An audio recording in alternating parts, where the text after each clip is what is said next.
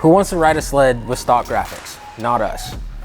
Use SledSend 4 for 20% off a discount on Arctic FX graphics. They'll bring your vision to life with hundreds of designs and endless customization options. Your sled will stand out whether you're on the trail or in the backcountry. So hit the link in the description and customize your wrap and use SledSend 4 for 20% off at checkout.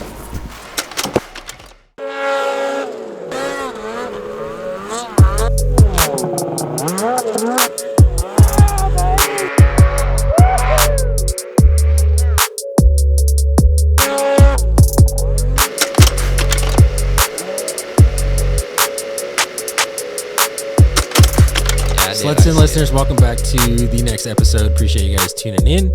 If you listened to last week's episode all the way to the end, you know, or I guess if you saw the title, you know what this episode is about.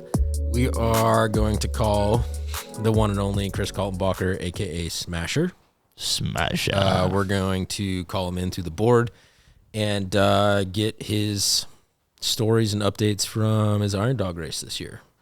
So this episode, we've got Coby back on. Yes, sir. Potentially the last episode of the season with you. Yeah, maybe. I bet we'd do it on the road to Jackson. Sad. Me too, buddy. Oh, we might. I figured we're gonna or in Jackson. I don't know. Doing that solo because Jeff's not going. Oh, I totally forgot. So GoPro in the truck. We can manage that without him. Yeah, right. Maybe. He would appreciate us having that too. That would be great if you guys could get one episode from that weekend. Yeah, well, if you come with us, then we'll just get it done. No problem. Okay. Let's go. All right, let's go ahead and call in. Dude, I've been thinking. Smash. What if he doesn't answer? We need to start doing episodes with music too. Can't. It gets copyrighted. Oh, really? Yep. The Jerky Boys. That's what it was. You ever heard of the Jerky Boys? The Jerky Boys. What? Yeah. Hey, Rizzo. Hey, Rizzo. You ever heard of Rizzo? Look up the Jerky Boys. You guys never heard of the Jerky Boys? I have now. You're putting us on. You guys got to look it up, dude. They're classic. They're funny. That's unreal that he can hear me. Yeah. That is so cool. I can hear you. Who is this? This is Coby.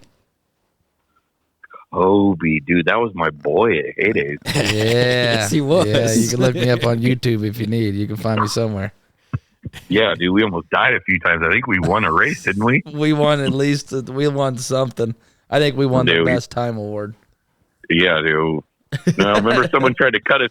Someone tried to cut us off. No. Yes. Tried to cut us off on that dirt road. Yeah, I could believe that you're a racer because I got to experience a little bit of it in that rental mom car. Yeah, but see, you're still alive. You're here. It's all good. Hey, man, we are alive. We were good, and we won. I thought you guys were talking about like a three-legged race or something. No. I'm like Denzel in Training Day. I'm a winner, dude. I effing win. That's all I do is win, bro. Hey, man, we basically we piss excellence. You know, that's what it is. King Kong. How are you, man? How you doing? Are you alive? Are you good? No. Are you in ICU? Or are you good? Or you're talking to my spirit. He's been in a wheelchair the last few weeks. I was sicker than a dog. My elbow is still jacked. My wrist is apparently fractured. They said I go in tomorrow for another X-ray and a checkup to see how we're doing. Oh man, dude! I know we're doing good enough that I'm gonna ride my sled on Saturday somehow, some way. Ouch! Well, it's supposed to be good. Are you in the Sierra Nevadas? Yes, sir. Yeah, they're gonna get hammered. It's hammering up there right now. I might try Shasta on Tuesday. It looks like it's supposed to break open, and they're supposed to have a bunch up there. I'm sure it'll be good. Think so? It's gonna be. Yeah. Would that be a good bet? Yeah, I would think so, man. That's good as long as it stays cold. You don't want it to get hot, obviously, but it's supposed to be a cold storm. Yeah, it looks like Tuesday it might warm up a little bit. So I'm like, well, that's the day to hit it. Yep, get out there and get it quick. Yes, sir. Yes, sir.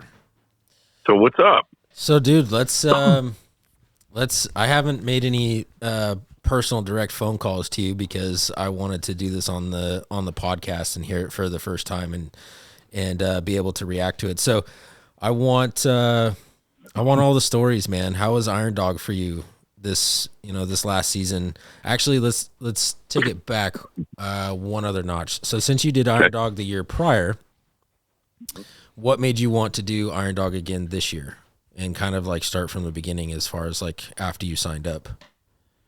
I want that top 10. I want a top 10. I got to have a top 10, man. I did the Iron Dog as an ambassador, and I was like, that's cool. Then I did it last year, and I was like, okay, the novelty's gone. I'm a veteran, but now I want something. Like I want my part in history of being in a top 10 of the Iron Dog. Yep. I feel like if I don't get it, anybody could do it. Not anybody, I know that, but I just feel like a top 10, like, I don't know, it holds more notoriety or something. I don't know. It's just something for me, but I want to be able to sitting in my wheelchair or on my couch all crippled and busted up, and I can look at that Iron Dog cardboard damn check and go, I did it. Heck yeah. You know what's going to happen? He's going to get a top 10, and then he's going to be like, I need a top five. Then he's going to get top 5, and then be like, I need to win. Man, I learned so much. I learned so much on the ambassador, and I learned so much the following year, and then this year. It's just so intriguing. It's miserable. It is the most miserable, enjoyable beat. Like I can't even tell you. On my way home, anyways, so we'll get into that. But yeah, it's just intriguing, man. And you look at these guys, and I just look at them as some BMFers. Heck yeah. What'd you learn from last year that you applied to this year? To push a little harder. I learned I'm learning. I didn't learn all the way, but I've learned how these guys are going through the whoops fast. I learned suspension setup. I learned more importance on how crucial it is to build your sled. Every little stupid small item that you think is not, oh, that's fine. It's not. It's not. It's not. Like it has to be perfection. It has to be. I look at Chris and Ryan, Team 10, Evan Barber and Troy Conlon, Mike Morgan and Bradley. Some of those teams, the guys that I know, you look at their sleds and the way they pack, everything. I'm talking everything is very precise, and it's just incredible. And you keep learning. Like I learned how I'm not going to pack in my bag, what I am going to pack in my bag. It's little things like that. And when you're really racing, it's the smaller things that you just don't care about, like clean clothes or changing or showering some days. And you're just, when you're putting the flipper to the gripper, you're just hanging on for dear life every day. I love that. That's a good one, dude. You're gonna have to put that on a T-shirt now. On the next, you do, but make sure. Hey, that's mine. That's mine. And a guy that was racing this year. He's a younger kid. His name's Evan Barber. And I kept saying it. And he's like, Smasher, that's never gonna catch. It's not catch him. Like you watch. Flipper to the grippers, catch him, baby. Flipper to the gripper. It made Coby laugh, so that's a pretty good song. I like it. It's bad A, dude. I'm telling you, it's my new hashtag. I think you use it in more context than just one, really. I mean, I love that. Yeah, it's freaking awesome. But just things like that, man. Drinking water, like this was the first year that I didn't drink enough water, man. I was parched on the farewell burn. Did you get dehydrated on that? I did on the way back. Mike Morgan's dad and another guy had landed on a lake out there. I don't even know who he was, but it was Mike Morgan's dad. And we were crossing this lake, and I was so damn thirsty. It was 70 miles and no snow. We'll get into that. But anyways, I pulled up next to the plane. I was like, hey, do you guys have any waters? He's like, we sure do. I'm like, oh, God, thank you. Perfect. Save the day. So thirsty. Yeah. So when you decided to sign back up for this last year, because you had a new teammate this year versus the previous year, correct? Yep, Austin Carroll, 18-year-old out of Fairbanks. Right, Austin. So how did that all kind of come together for you? last year when Eric Christensen and I were racing, I ran into, or we kind of teamed up with Chris Carroll, his dad, and Austin Carroll, and we rode with them for about 1,000 miles. And after the race last year, we were kind of just talking, and Chris was going to run it with me because his son wanted to run it with his buddy. And then Chris's back, he was having some problems with his back. And then Austin's partner decided not to run it. And so his dad asked him what he wanted to do. And Austin said, I'll run with Smasher. So they called me and we talked about it. And, I was a little nervous just because of things that have happened in my life. And, I was an 18-year-old kid, but Austin's a stud. Keep your eye on that kid, man. He's great young man. I have nothing bad to say about him. Just a great young man all the way around, through and throughout. Is this going to be a continued race team, or? We both said on the way back, what the F are we doing? Like, why are we doing this? What are we doing? We could be in Florida, chilling, relaxing. And he works up on the slope, and I was like, I'm done, man. This Iron Dog, it wore me out. Like I was beat, just there's so many stories. And anyways, we got back and my youngest son, Cohen, and my wife both said, Dad won't do it again. And my oldest son, Carson, said he'll do it again. And a week later, I said, when I hugged him at the finish line, I was like, I'm done. I'm cooked. I just want to go to the ER, get my arm checked. And I just wanted, I was done. And so, a week after I was thinking about it and thinking about how miserable I was like, I got to do it again, man. And Austin said he was out, and I just called Austin tonight, and I told him you're in. And he's like, I'll think about it. And I said, no, come on, man. One more time. Let's get that top 10. Let's do it. Like, I don't want to switch partners. Yeah. His dad, his whole family, like, it's a race team. We've got so much backing now, so much support. Gotcha. Let's do it. Don't take a year off. Let's go. That's legit, dude. That's awesome. Good for you. Yeah. The kid's just got, for an 18-year-old kid, that he's that strong. Not one complaint. So he did say yes. He's in. For He will. He will. You're just going to show him Austin this will. podcast. You're be like, hey, by the way, you're signed up. I mean, after so many phone calls from Smasher, you kind of just got to say yes. I am anticipating. Why say no when it feels so good to say yes? Life's too short to say no. Life's too short to say It no. is. So, And I told him, I said, I don't want to be sitting there thinking about, damn, dude, we were 4 hours from 10th place. And it was because at the start of the race, the first day we made some crucial time management issues. And by the time we went to cure it, it was too late.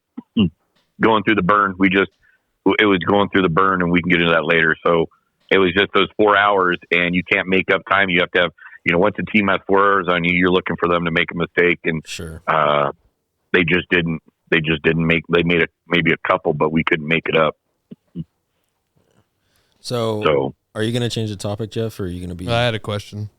related to what he was just talking about? Yeah. Okay, because I was going to switch. I was just curious what the so you have a teammate. What's like that?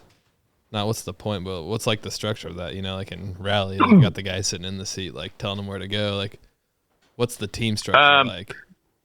So it's two people, two sleds. You have to stay together. You can't leave each other. Can't leave someone. You got to be at the checkpoint. You got to come into the checkpoints together. Within reason. I mean, I come in, a minute or two ahead of him or something, but you can't. I don't think you can leave without him. You have to stay. It has to be a team. It has to be for safety also. Yeah. Makes If sense. someone wads up, if something breaks down, if someone falls through the ice, it's all about that. And then you each carry, safety gear and blah, blah, blah. But that's how it's structured. You each do 2,500 miles, each sled. You can't switch sleds. They put stickers on your rails and stuff. You can't switch out motors. You can repair motors, but you can't just swap motors. You can't just swap whole rear skid. You can replace parts of the skid, but you can't replace a whole skid. So that's that answer, Jeff.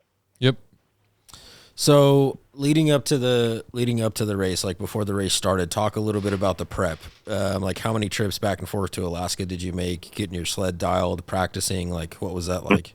That's why I'm saying this race is miserable, especially for someone like myself that lives in the lower 48. The lower 48, down here, and I have to fly to Alaska. So let's see, I made 3.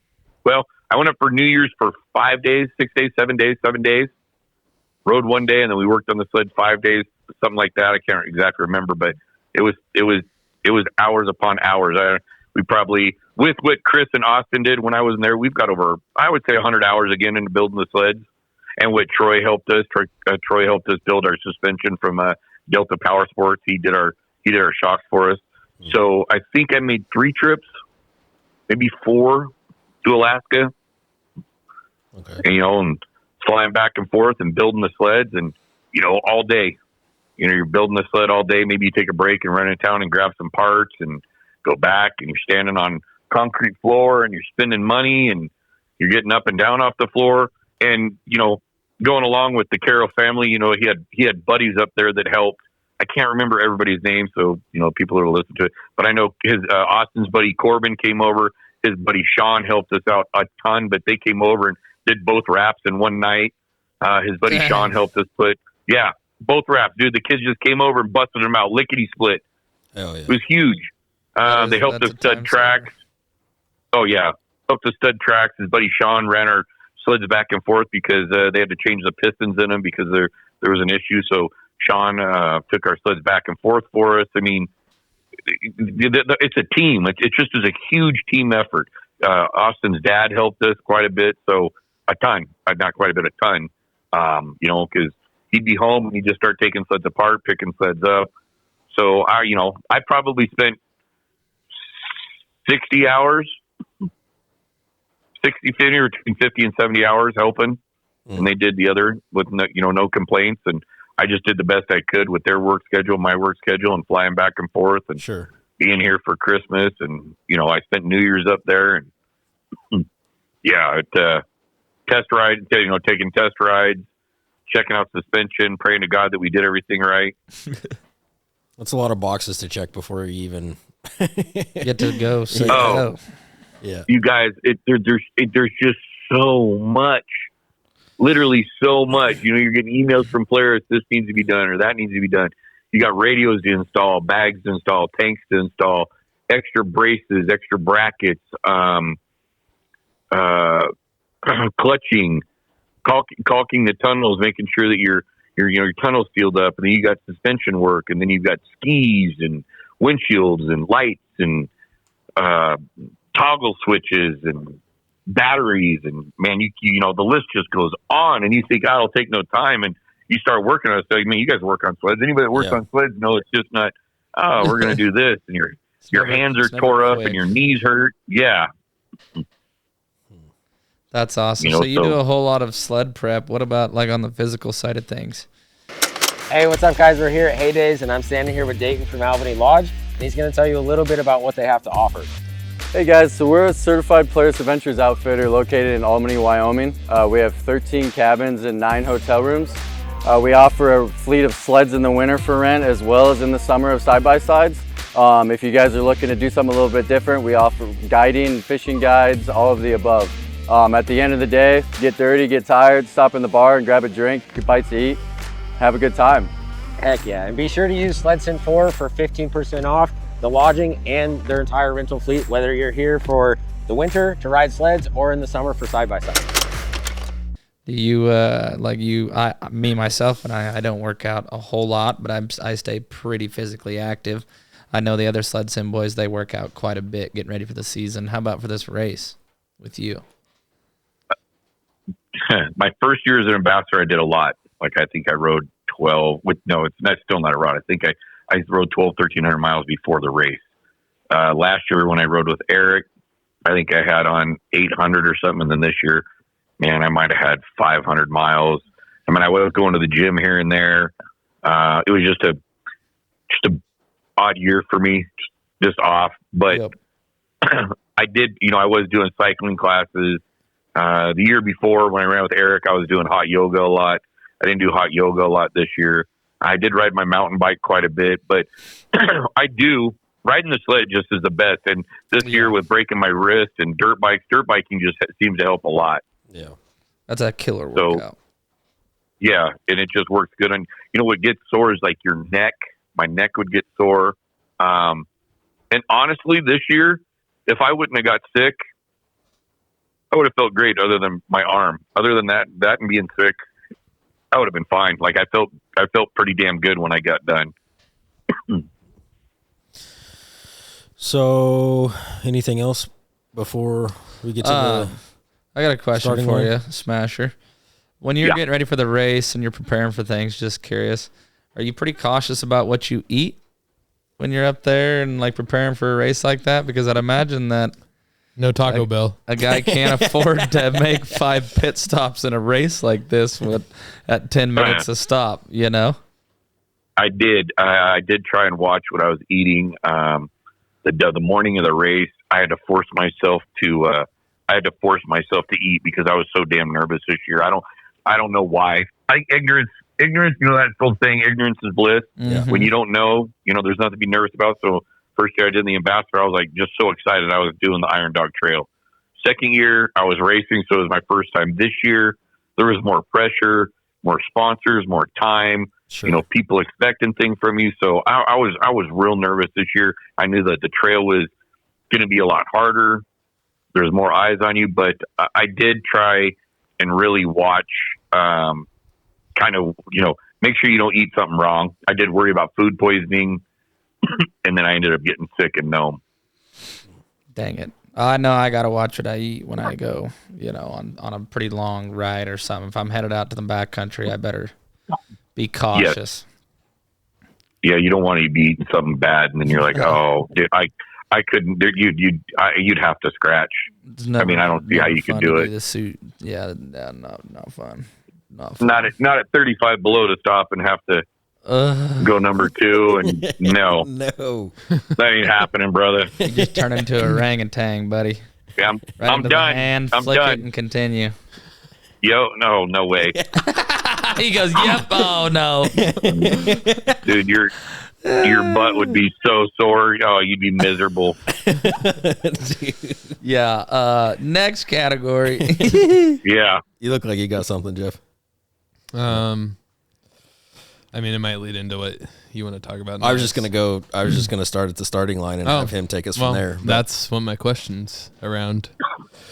What's the energy like at the start line? Is it pretty quiet? Like, is everyone like getting ready to go to war, or is it like is there a lot of energy, or like what? Yeah, what's it like? Might not come what are the back. vibes? Just kind of chill. I think I'm probably one of the more hyped individuals, but everybody's pretty chill. You got to figure. You trash talking at all? Hell no. Who am I going to talk trash to? Me, if I was there, I don't know. Even my old partner, dude.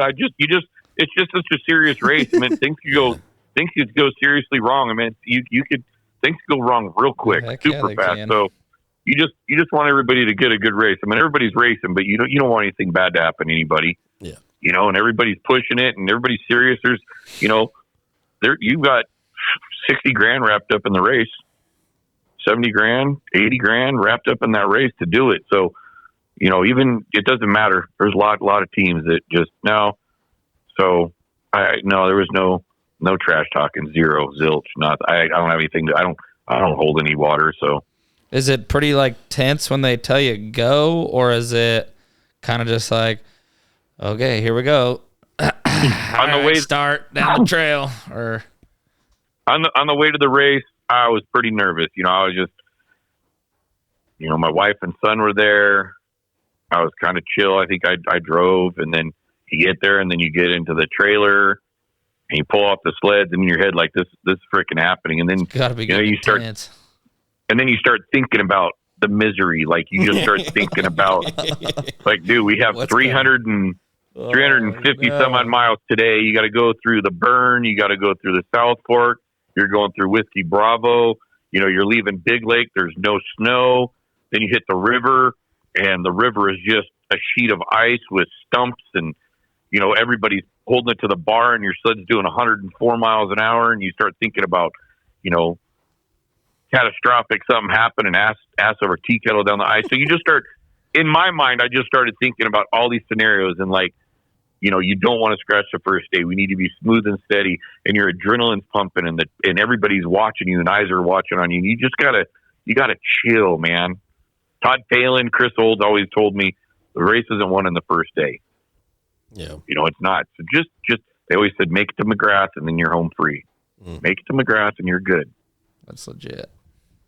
So then when you get on, then it's 2 minutes apart. So then you have riders meeting, and then you have the national anthem, and then everybody starts getting ready, and you start looking around, see people hopping up and down to stay warm, and then first team goes up, and then it's every 2 minutes.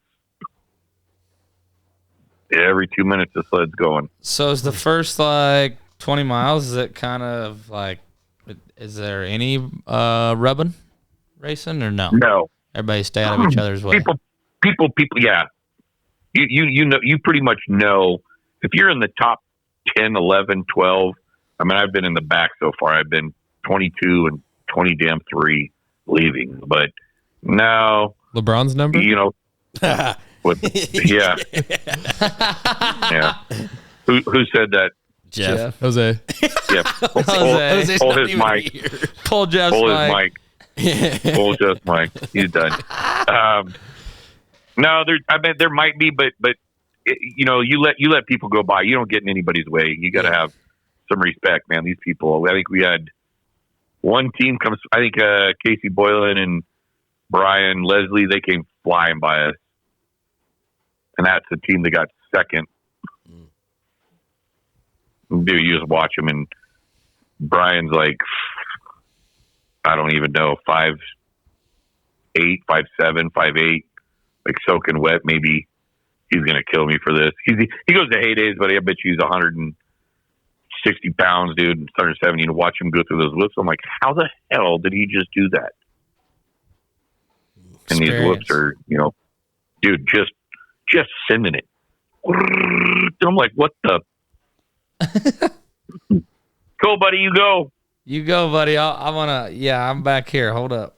I'll catch up. I don't want my sled to break, but I'll catch up later. Supposed to be at the first checkpoint. So what was the weather and like the temperature like for day one? Beautiful.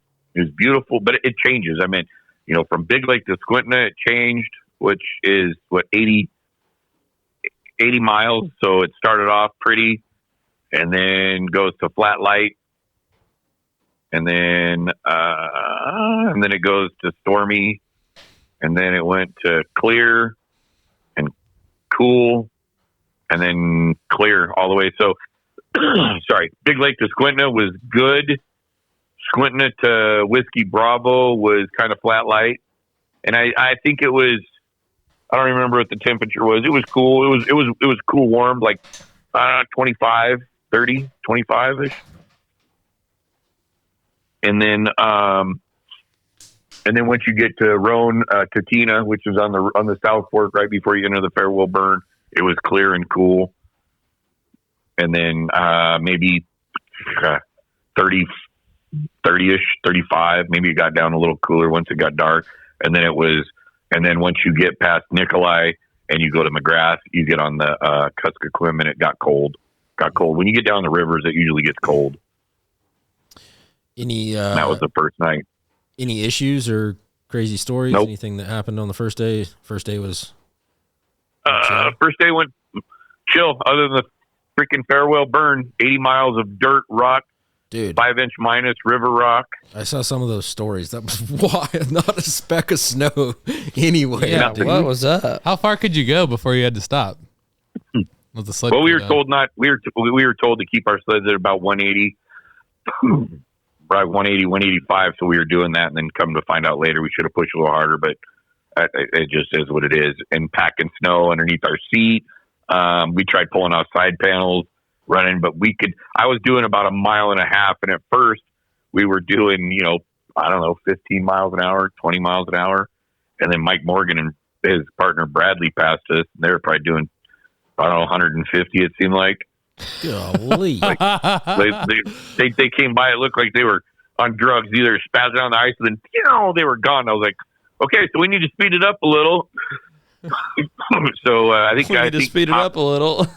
Yeah, I think 35. We were doing about 35 on the dirt through the tundra, and it's crazy. You're just it's just hard to do that as a mountain rider. Maybe I don't know, but I'm like, the sled's not going to make it. And it's so hard on the sled, but dude, they just motor right along. They just motor right along.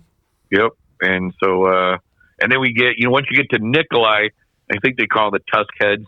They're just tundra heads that are like the size of softballs, and they're anywhere or not softballs, volleyballs, and they're like, I don't know, 12 inches off the ground, and you have to like kind of bridge it so you're going over it. And you don't want to fall in between them going too fast because it'll rip the skis out of the handlebars out of your hand, and then you could bend something, break something. You could get hurt real easy, and they're solid as rock. They're frozen stiff, and you're doing 4 miles an hour of that, and you're listening to your belt squeal, and you can smell the belt, and you can feel the heat coming off the motor, and then pretty soon you see the gauge go from blue to red, and you shut off your sled, and you sit there, and we had brought a sandwich and some water, and we ate some sandwich and had some water, and then start your sled up and go again. And then you'd find like patches of ice, and you'd spin out on them to get ice, to cool it down. You do Brodies and everything on the lakes and try and cool it down, but they cool down to 140,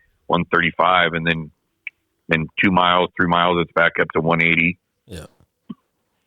So, but other than that, on the first day, that was the worst part.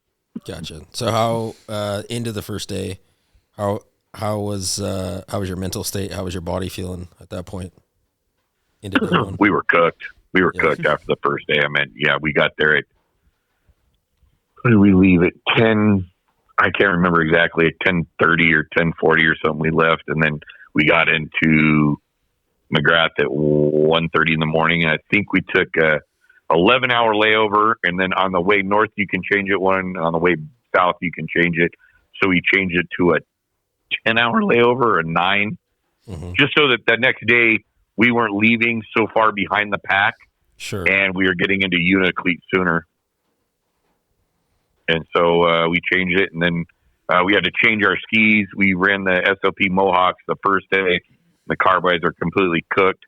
So then rather than just changing ski or carbides, we just changed the whole skis and went to the Polaris ski and ran those up. Yeah. Took off the next day. And was there any big difference there? Could you notice? Racing between the two? I particularly like the Mohawk. I like the SLP Mohawk. They're a little wider.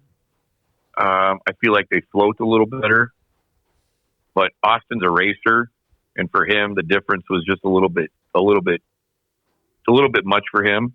I think not much for him, but it was just too different for him. So that's why we ran the SLPs the first day, and we were going to be skipping water, and the snow was deep going through Whiskey Bravo. So we thought that the SLP ski would be better for the first day. And so that's why we ran that. And then we went to the 2012, which he's run before, and it kind of matches his, they're a little bit skinnier, and he's a snow crosser. So I think that just kind of matched better for him. So did you guys pack those skis out there? How do you get them at the next spot? We had a pilot that flew them to McGrath for us, and they left the skis up there with tool. And then Chris Carroll had friends up there, and we can borrow tools. So they brought us tools, and we changed them real quick. Do all the other teams have access to this kind of stuff, or is this just part of your team? Oh, man. Top teams have planes that follow them from checkpoint to checkpoint. Damn. Yeah. Coby, you're doing that next year. Signing up. Dude, man, you need to, Smasher, start calling Coby until he says yes. Cody, you got your pilot's license? Yeah. Oh, dude, he's got his own plane, too. Yeah. Oh, dude, you were in. You were done. You were so flipping in. You fly to Alaska, and you're flying. Yeah, you're in. Dude, we'll get you money. Yeah, no shit. I don't know. I don't think I have the right airplane. We're going to need a different airplane. What do you have? I have a little race airplane. It's like, the Reno. Well, Reno Air Races. Yeah. Lance Airs. The Lance Airs. That's not going to work. That's not going to work. Yeah. Well, tell your racing family, the Carrolls, to find us a Super Cub up there. I'm a commercial pilot, so I'm rated for anything. SledSend might need to buy a black and white airplane, put SledSend Smasher's team. Well, we got one of those, but it's going to be flying the beaches of California, not the beaches of Alaska. Damn it. Find us an Alaska plane up there. That way I don't have to fly the airplane all the way to Alaska and back. Because then, logistically, that might not even happen because of weather, right? Yeah. That's the other thing is their planes sometimes can't land, but sorry, my cold's still kicking my butt. But anyways, yeah, that's how that works. That's cool. That's awesome. Yeah. Top teams have that. Anybody can have a plane, but it just, they follow them usually from checkpoint to checkpoint. If they need some part or something, there it is. Yeah, that's cool. So, Need to do that with a helicopter, oh, that would be even better. wouldn't it? That would be sick. So take us through the second day. Second day, you go from McGrath to Unacleat, and that's a pretty good time. I mean, you leave McGrath and you How far ride is some that? horrible trail. With that, How far is it? 400 plus miles. Dude. So you go from you go from McGrath to Ophir, and I think that's 50 miles.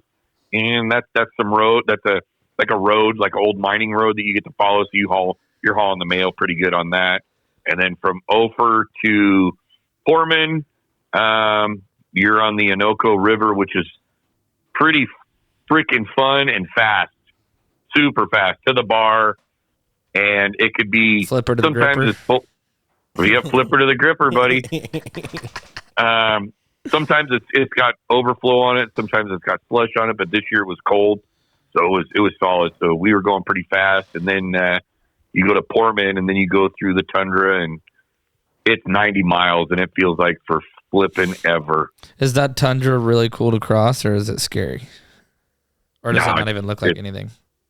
It doesn't. It just looks like you're going like that. You're kind of going over some hills and through a bunch of creeks.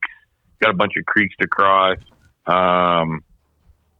It could be kind of rough because it gets wind blown this year. It wasn't too This is probably one of the better years we've had. What am I talking about? This is only my third year, but one of the better years that I've done it. So it was pretty good. Then you get to Portman, and that's out in the middle of nowhere. And then from Portman to Ruby, it's an old mining road. Most of it, I mean, there's some trail to get to it, and then you get on a mining road, and it's just overgrown with willows, and it's just wide. I mean, the willows are bouncing off your windshield, but you could do anywhere from 40 to 90 miles an hour down that road. And then you get to Ruby, and then Ruby, you jump down onto the Yukon. The Yukon's cold. It's real cold, and you got 50 miles to Galena. That's pretty smooth. Usually that was real smooth, and then we took a 2-hour layover in Galena because I forgot to zip up my rear vents on my jacket because you're working pretty hard usually from Ophir to Portman and Portman to Ruby, and I forgot to, so I filled up with snow and I was freezing. It took me that full 2 hours to finally quit shaking because I was so damn cold and dry out. And then you go to Caltag, which is another 80 miles on the river, 70 miles, 80. And then from Caltag to Unacleat, I can't remember how many miles. And that's a pretty cool ride. Not too bad. Going up over the tundra, you're going pretty fast. Going through some deep, like single track, deep trail because the snow gets real deep up there. So it's like 2 feet to 3 feet. The trail's sunk down 2-3 feet. It's kind of cool. You're looking around going, dude, I would love to have my sled right here. My mountain sled. Yeah. Yeah. So the second day we were kind of dragging butt. My buddy Roger works at Portman, and he was, hey, you need to speed it up a little. And that's where I was telling you guys that every little piece of your sled needs to be built perfect. Well, we had put my light switch, my toggle in a bad spot. And the wires came down into my glove box, and stuff kept hitting the wires in there, and it kept unplugging my auxiliary lights. Well, when it's flat light, you want your auxiliary light so you can see the bumps.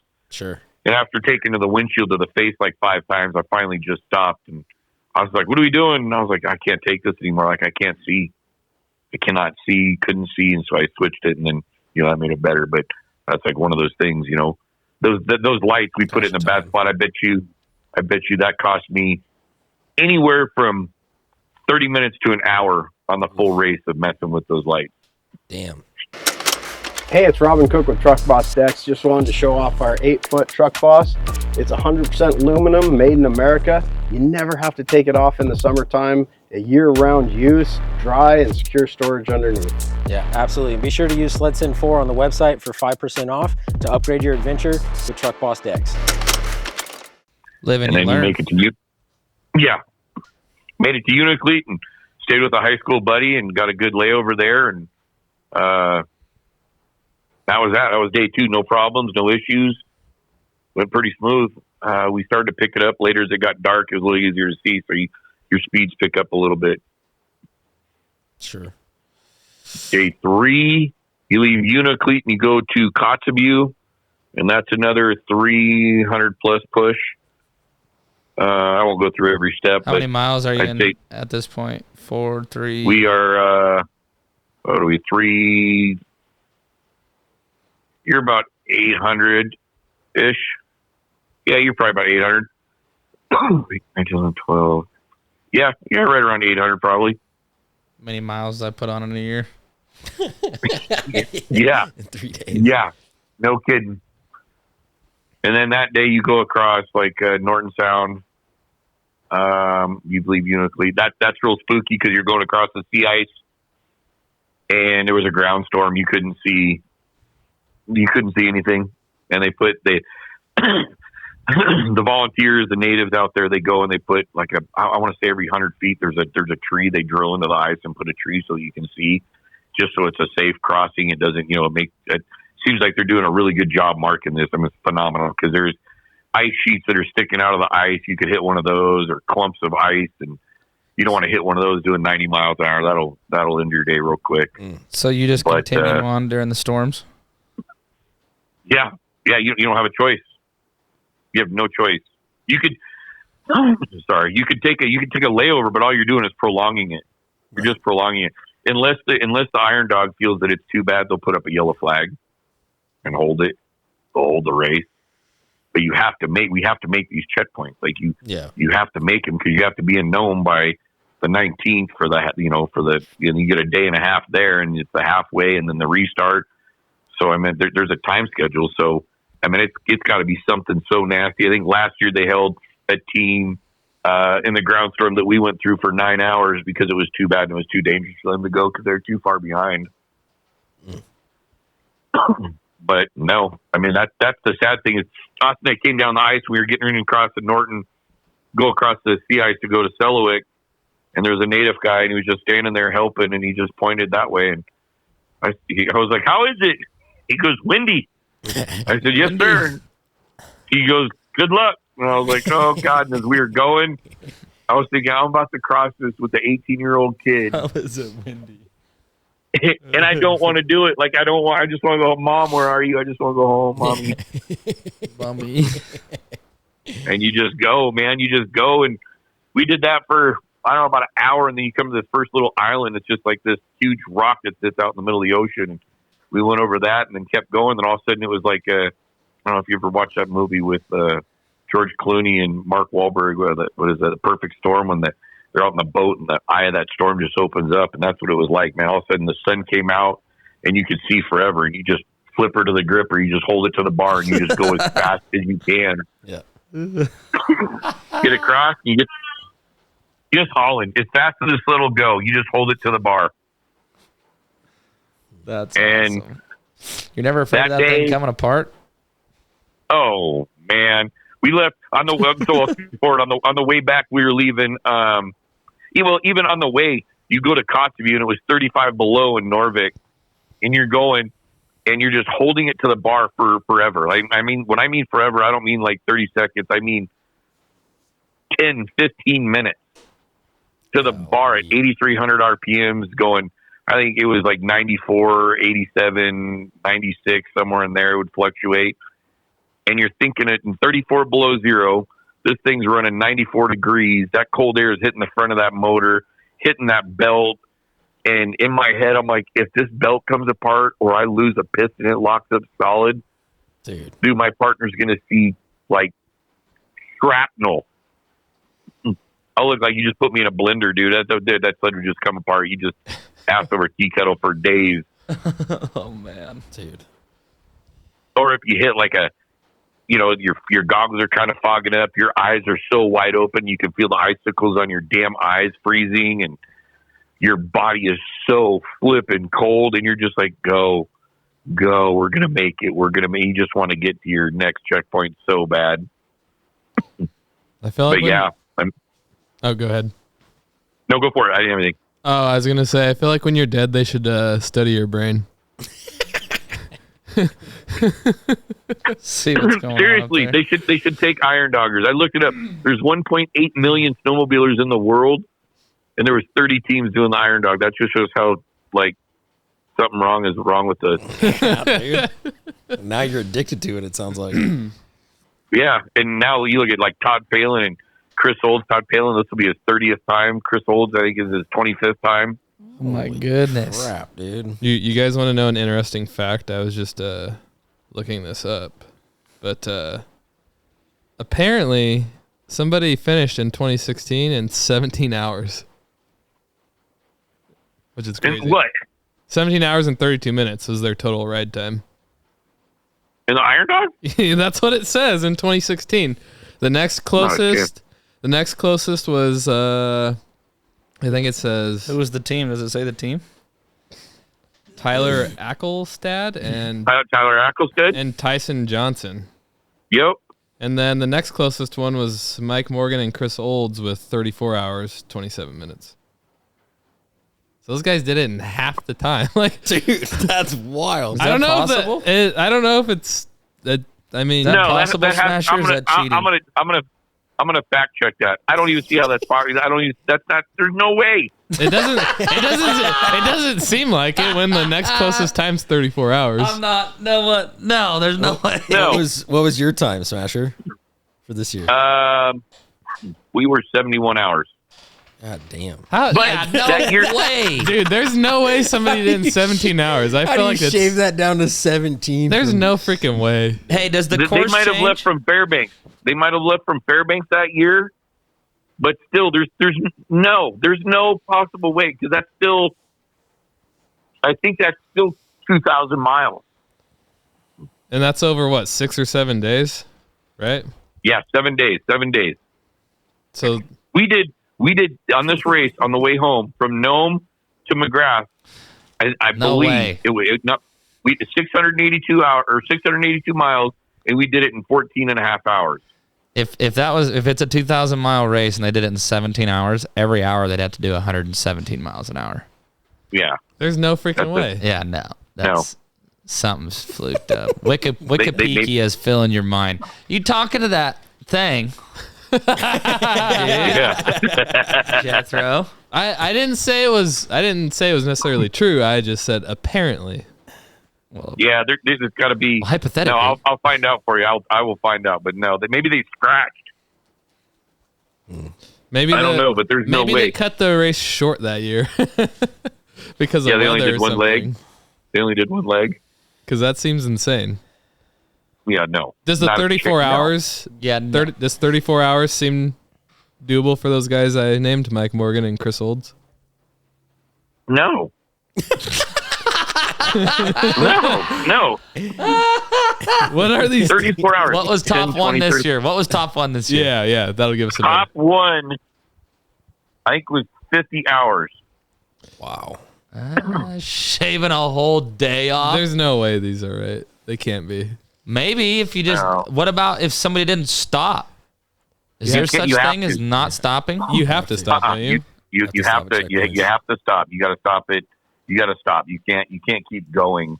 Why did? How yeah, you come? have to I stop. need fuel too. Just safety. Gotcha. Just safety. Yeah.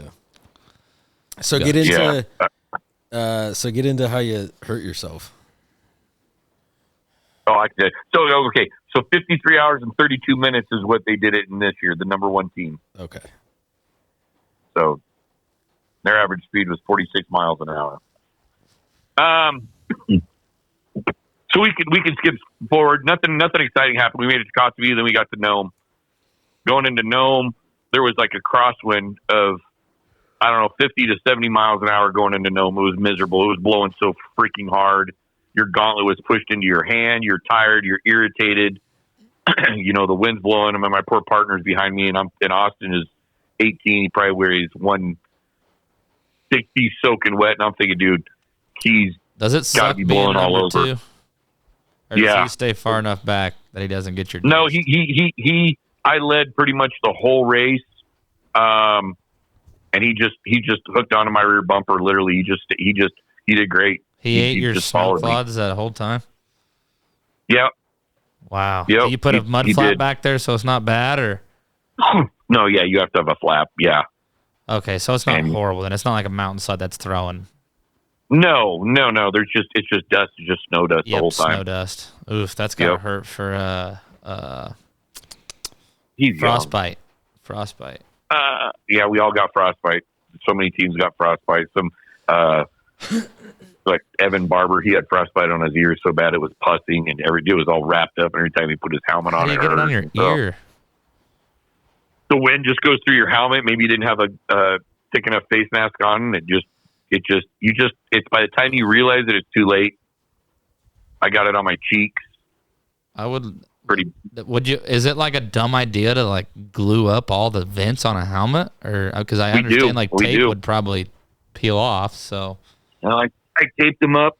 I did everything, man. I taped mine up. I taped up all my vents, but my very back rear one.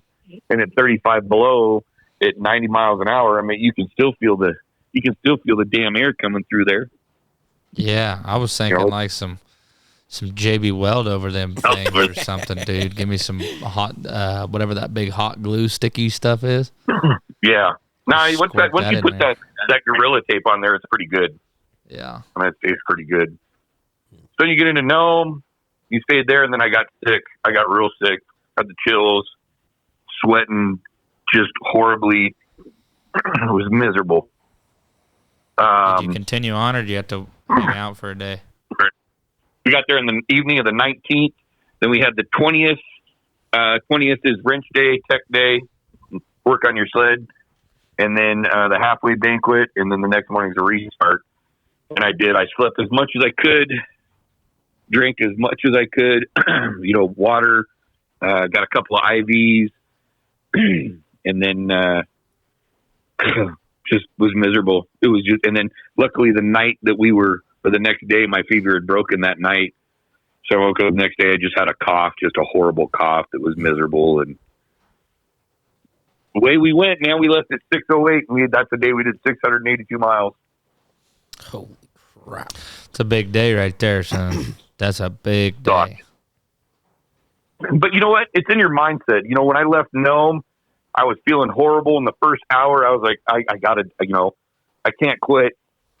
My partner's dad, Chris, was like, we can't quit. And I'm like, I'm not quitting. I never said I was quitting. I'll make it. And then after a while, your brain just just takes over. There's nothing you can do. They're really, unless you're hospitalized and you can't move them, there's seriously, you're just there. You're going no matter what. And so, we rode all the way to Ruby. And finally, at Ruby, we took a 2-hour layover. We didn't have any wrecks. We passed a couple teams, I think. I know we passed the Gossets on the way to Caltag. No wrecks, no major issues. I ran out of gas twice. My partner had to tow me. Tow me into Koyuk and then Buckland. I think we had the second or third fastest split time from Buckland to Koyuk or Sellewick. Koyuk. To Koyuk. We had the second or third fastest time, I believe it was. So we were going pretty good. Caught up to my old partner and his teammate. We raced them for a while and got around them. And then, I think that was the biggest issue. We ran out of gas twice, or I did. And that just sucks. You just rip out your tow rope and pull the belt off real quick and pull in and get fuel, get oil, and put it back in together and go. Yeah. And then we made it to McGrath by, I don't remember, 12:30. I think we left Nome at 6:08 and got in there at 12:30 with a 2-hour layover. Passed my old partner. He had caught a ski or something on the river, and he ate it pretty good. Smashed up his sled, did the headlight delete on his sled, but he was okay. He was all right. Yeah. We came around the corner, and another team was already helping him. And, we just stopped. And they're like, you're good. And then we kept going because, you stop and that eats your time. Sure. Unless somebody's in dire need. Yeah. Then you stop and you just get a time adjustment. You just tell the marshal that, you need a time adjustment. Well, that's what happened and who your witnesses were and yada, yada, yada. So, yeah, that was it, man. And then get to McGrath, and the next day is your last day, and that's where I hurt my arm going through the Fellwar burn. It was probably 60 miles from McGrath, 20 miles from Nikolai, and we were carrying these bags of ice. You know, we had these bags that they gave us at one of the checkpoints. One of the villagers had given us, or someone there had given us, like, sandbags. So we filled it full of ice and snow. We were going to use them to put into underneath our seat. Sure. Just dump that underneath our seat. You and sandbaggers. you sandbagging son of a gun, you. And I was carrying it in my lap instead of tying it down or something, and I just tipped over. Stupid mistake. I tipped over in the tusk heads or whatever they call them and smashed my arm. My partner Austin was doing Brody's on the ice trying to cool down his sled, and he said he looked down the trail about 100 feet, and he's like, "What is Smasher doing?" And he came down there. He's like, "Are you hurt?" And I was like, "The good thing is I can still grip my handlebar, but there's something wrong with my arm." And so he pulled the sled off me, and he's like, "You all right?" He's like, and his first question was like, "We gonna make it to Big Lake?" I'm like, "Dude, I'm not quitting. We're going. Like, it's fine. I don't know what's wrong, but I'm fine." And he said, "Do you want to take off your jacket and look?" And I said, "No, I don't." Like, I could feel something was wrong. Like, I couldn't lift my arm, and I could feel something on my elbow, and it felt like it was grinding. But I'm like, you know what? I can grip the handlebar, so let's just keep going. And so we took off down the trail, you know, and eventually the Gossets team, I forget their name, but the Gossets caught up to us. Eric and my old partner and his partner caught up to us. A couple other teams had caught up to us. You know, so then your adrenaline starts pumping and you're trying to make it. And, you know, we were going, but our sled just kept overheating. They all had their little tricks, and we didn't learn the tricks like they did. So they were able to go faster and harder. And I just took a bunch of ibuprofen, and the whole goal is to make it to the South Fork and not go through the South Fork at night because it's so nasty. And of course we didn't.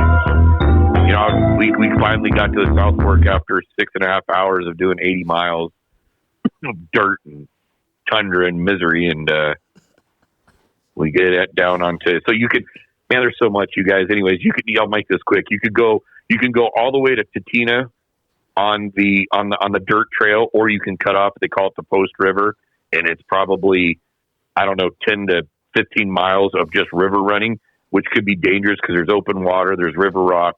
You know, you never know. But I told my partner, I was like, let's you know, because we had heard that the river had opened up more, that that it had got warm.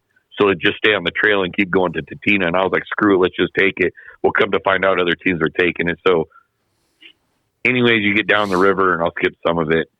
And you can't, you know, all you're looking for is carbide tracks in the ice, or Sure. where the studs. And at dusk, you can't see anything.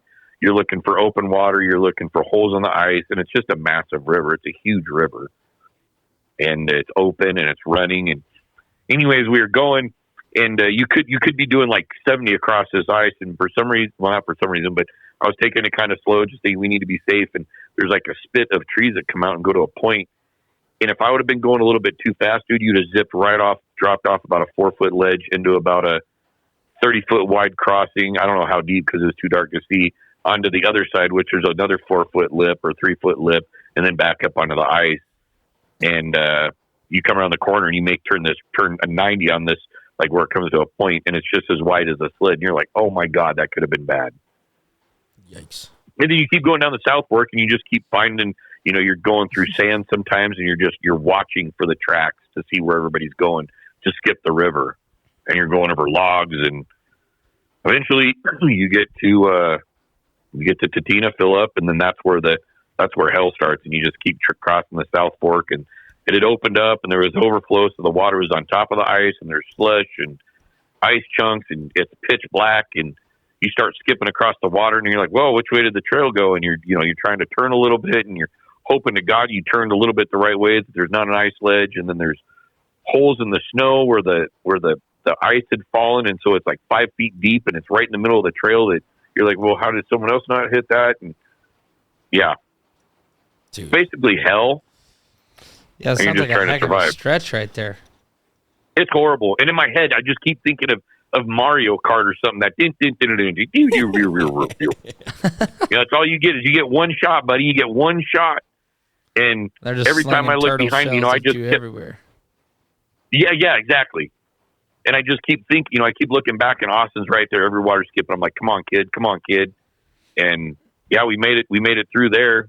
And I was with my arm, hurting. And then you get off the river and you go to Whiskey Bravo. And, the hardest thing about the Iron Dog, I've been meaning to tell you guys this, the hardest thing about the Iron Dog is tracking, is knowing where you're going, because you're out in the middle of nowhere. There's nothing. There's not like a green sign that says, in 400 feet or, take a right. Yeah. take exit to 201 to Kotzebue as, 1,500 or 1,000 miles or whatever. There's nothing out there. There's little tree bushels, and you got a GPS that you're following. But sometimes the GPS from the previous year is off just a little bit because they changed the trail a little bit for some reason. So the pros, the people that have done this, not the pros, but the people that have done it a lot, they understand this. They know where they're going. They don't even need GPS pretty much. They know where they're going. Yeah. So as we get off the South Fork and you go towards Whiskey Bravo, which is your last checkpoint, you're going and the snow starts getting deeper. It's deep because you're in the mountain range. You're in the you're up in there in Turnagain Pass, and so the powder's deep. And we get to this as we get closer to it. You're within miles of the checkpoint. We go across this bridge that's probably 10 feet long and it's about 3 feet high. And your skis are dangling off to the side. You're basically just going on your tub. And then you can fall down 6 feet into this creek.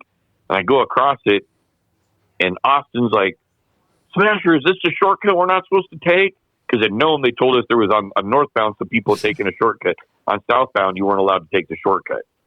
So I'm like, no, dude, don't worry about it. I said, he goes, I don't remember this on when we were going northbound. I was like, I remember from the year before, we're good. And in my head, I'm like, I'm pretty sure, and I'm following my track.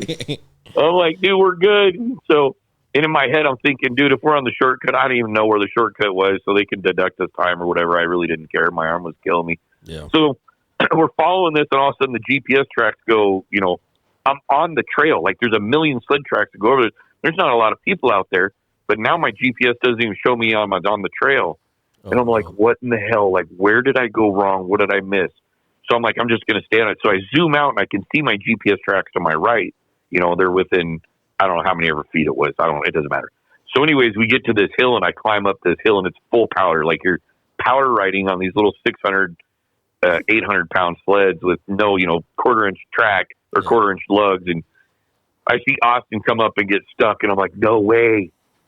Like you get stuck on these things, it's miserable. Yeah. So I'm like, stop. I go try and pin it. And he goes to pin it and it just spins. I'm like, I'm going to walk back to you. Just stay right there. And I jump off and I sink right up to my waist. So I'm like, no, I'm going to ride down to you, buddy. I'm going to ride down. So I ride down to him and I'm like, listen, we have one shot.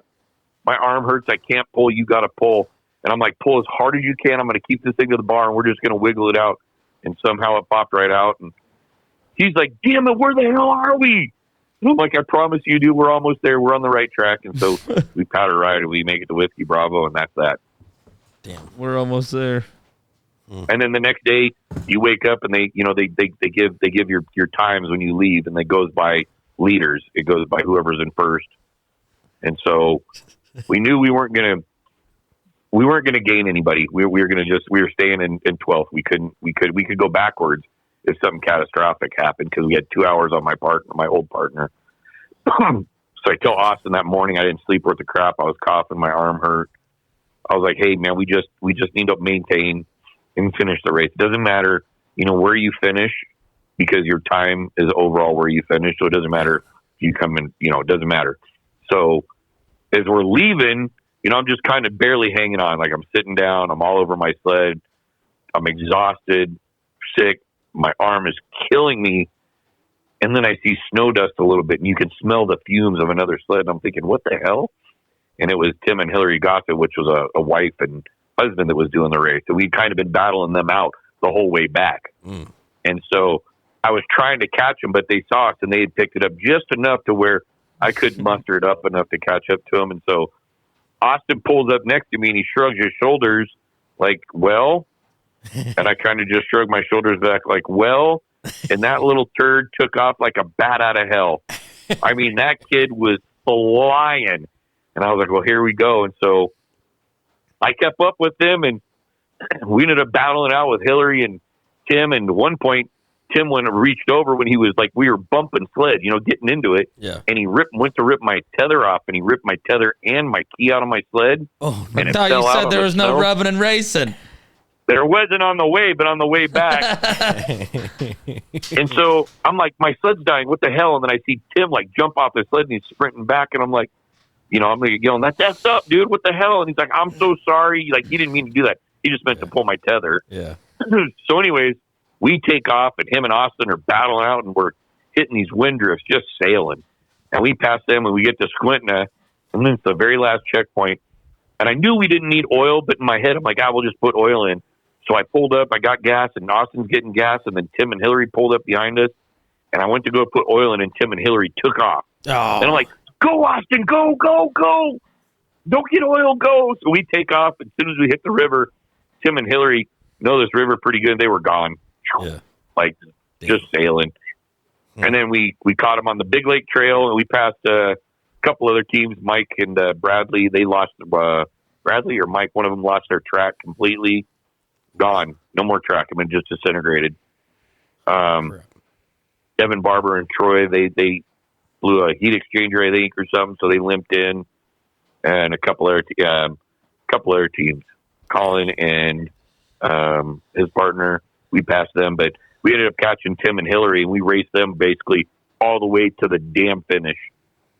Damn. And that was it, man. That's wild. I mean, there's a lot, but I mean, like I said, it's going forever. Yeah, we're getting the finger from Jeff.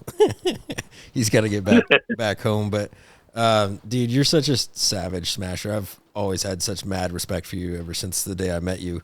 Props to you, man. That's gnarly to take that challenge on.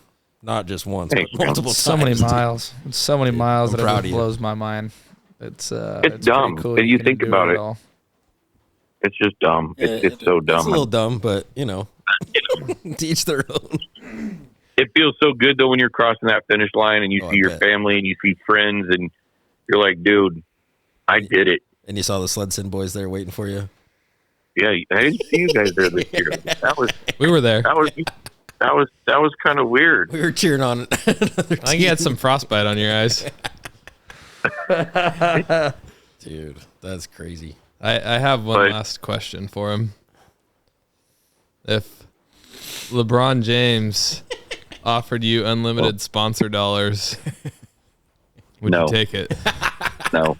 Yes, we'd take it. Yes, we would, and we'd go buy an airplane and we'd run with that money, buddy.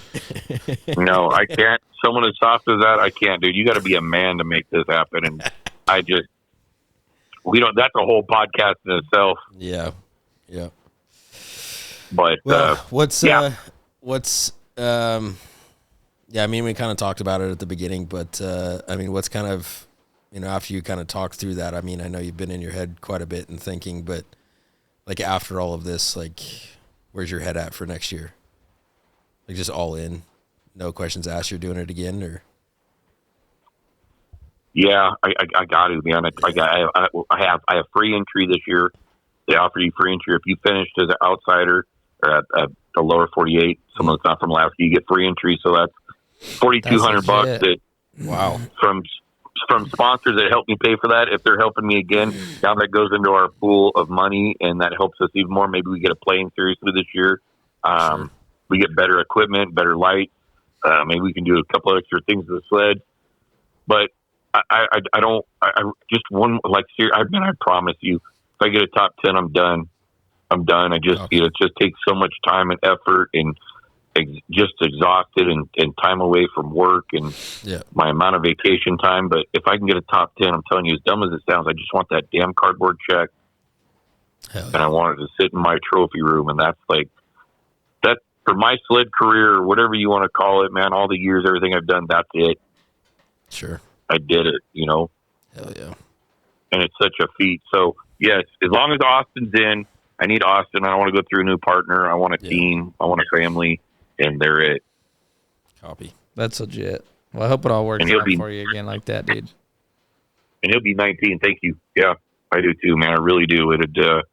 I expect, the SledSend boys to be there. We got to make one of them. We got to make one of them. Might have to if Coby's flying next year, I guess. Yeah, I mean, there's a bunch of people that said they're going to try and make it this year, and if I got a top 10, it's cool because you get to put your sled on Victory Road. They put the first top 10 sleds. They do interviews at it's just, dude, you're a BMF. Yeah. I don't even know the way it is. It just is. You did it. Yeah. And this was the most stacked class ever. There was 9 past champions in it, and 14 teams scratched. Wow, that's a lot. 2 teams scratched even before, right as you get onto the first river on the Little Sioux, which What do you I mean think scratched? Like they're out. They didn't finish. out. They're done. Ooh. They're done. You're done right there. So all the time, effort, and money they put into it, they were done right there. So I think that was, 30 miles from the start. That sucks. They were done. Hit an ice sledge coming out of the trees and smoked the front end of their sleds, and that was it right there. See you later. Wow. Damn. $40,000 down the drain. Try again next year. I guess. Oh, dude, that would make me cry, dude. That would make me so cry. And when I was going through the trees, my partner was like, Austin was like, hey, my dad said that there's an ice sledge up there. And I don't know how he knew that or he was told or something. And I was like, all right. And you kind of listen to someone. And as soon as I came around through the trees and went to drop down the river, oh, thank God, I was just slow enough and had leaned to the right just enough where I just jumped over the top of it. I was like, oh, yeah, he was right. There's that ice sledge right there. Okay. Well, Smasher, it's time to wrap this episode up. We really appreciate you taking the over an hour to jump on the phone and I love listening to your stories, dude. Yeah. Whether they're about snowmobiling or not. Well, you guys want to hear more? I mean, I got just so much dumb stuff. You're like, why? Just in your head, you're like, why? 2,500 miles of why? Why am I doing this again? Why? But thank you guys. Appreciate the support and friendship and everything. Thank you. Absolutely, buddy. Flipper to the gripper, boys. Heck yeah. I love that, dude. Flipper to the gripper. Now that's going. It's gonna We'll work it's on going. a design. It's going. Yeah, we need to. We'll work. Put that on a hat or a T-shirt. I need to copyright it tonight before this episode comes out. And somebody steals it. I'm going to. I'm going to do that. I'm going to do that. Flipper to the gripper. We're going to sell it heydays. Hell yeah. Now, baby. appreciate you guys, Flipper man. to the gripper and just have like a penguin or something like that just shredding a snowmobile. Flipper to the gripper with like some 80s old school looking like goggles, just shredding. And actually, I mean, I can't take full credit for it, honestly, now that I think about it. My buddy Bert Luckers from Dillingham, Alaska, had texted that to me. He said, dude, Flipper to the gripper, boy. So that's actually who came up with it, and I just keep saying it. There you go. Well, But it's we'll go with it, though. yeah, I was going to say, well, I'm going to use it and I'm going to run with it. Hell yeah, dude. Well, Hell good, yeah. Good stuff, Smasher. We appreciate you, man. We'll talk to you soon. Hey, boys. Dude, big thanks. Big thanks, Smasher. Yes, sir, boys. And I'll be talking to you soon, and I'll see you soon. A few months is heydays. Yep. Yes, We're sir. out. Take All it right, buddy. easy. Get healed up. Yep, Jeff, get home to watch Flop Boy. Watch what? Flop Boy, Flounder. Oh. Yeah, he's going home to watch something, all right. All right, Love you buddy. guys, man. Thanks a lot. We appreciate you. We'll See talk you, to you soon, Smasher. Smasher. Later. See ya. Oh man, SledSend listeners, thank you guys for being all the way here. That was a pretty awesome episode. Smasher is a stud. Yeah, if you're still hanging on to love this that guy. episode, then thanks for listening, y'all. Yep. Like that was we just let Homeboy take the whole thing, and he told an incredible story. Yep. Something that it's not your everyday snowmobile story. No, It's not absolutely not. not in the ordinary. It's definitely definitely out there. Yeah, huge props to Smasher and all those guys that take on, and girls Whole that team. take on the Congrats Iron to Dog. his team. Congrats to Austin. all the people Yep. that participate. I hope that they can kind of maybe listen to this and know that there's people out there that pay attention to your guys' race, because it's pretty cool and it's important not only to you guys but to the sledding industry. Yep, 100%. But cool, yeah, we appreciate you guys tuning in, and be sure to keep an eye out for next week. Should be a pretty good episode because Shay and Coby and I are going to Jackson. So keep an eye out for that next episode next week. We'll talk to you guys soon.